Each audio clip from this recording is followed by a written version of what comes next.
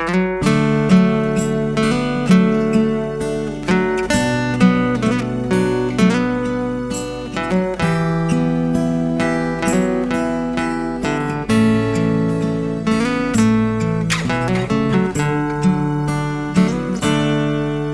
ากขอถามเทวดา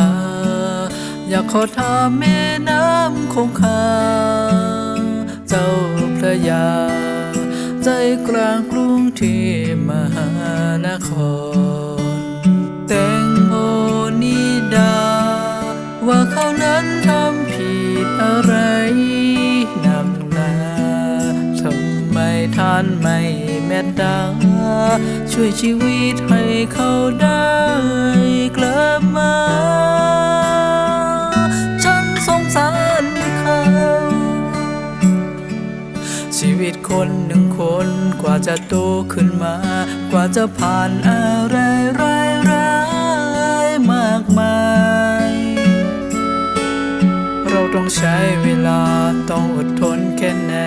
กว่าจะไปได้ถึงฝั่งฝันมันไม่อยู่ดีทำกับเธอเลยสักดีฉันไม่เข้าใจว่าคนคนหนึ่งซึ่งไม่ได้ทำผิดอะไรแต่ทำไมต้องมาจากฉันไปแต่ไม่มีวันได้ขึ้นโหนกลับมาไม่มีแม้คำร่ำลาไม่มีโอกาสได้คืนกลับมาอธิบายได้ว่ามันเกิดอะไรขึ้นกับเธอในความเป็นจริงหลับให้สบายนะไปเป็นนางฟ้าอยู่บนสวรรค์หากชาติหน้ามีจริงค่อยพบกันใหม่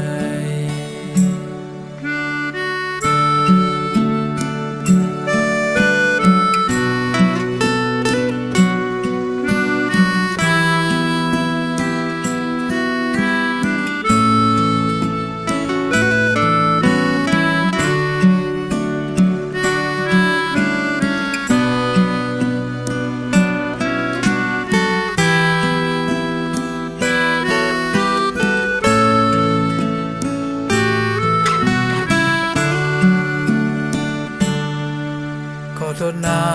โมที่รักที่ดูแลเธอไม่ดีพอทำให้เธอจากฉันไปนานจนชั่วนิรันดร์สองเรารักกันทำไมฟ้าไม่โปรดเห็นใจสักนิดทำไมท่านไม่เมตตาช่วยชีวิตให้เธอได้กลับมา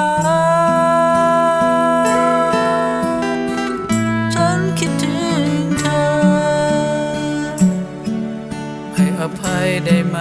สิ่งที่ฉันพลาดพลั้งขอโทษเธอจริงๆด้วยใจมันเป็นไปได้ฉันอยากตามเธอไปไม่มีเธอฉันคงหมดแรงโลกใบนี้มันช่างโหดร้ายเหลือเกิน